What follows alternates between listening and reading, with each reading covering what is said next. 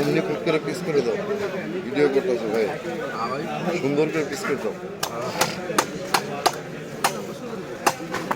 এদিকে আমি গোস বানাইতেছি, বন্ধু হচ্ছে না বাল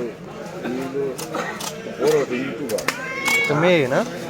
হ্যাঁ মেয়ে আইছে না, মহিলার সাথে আইছে।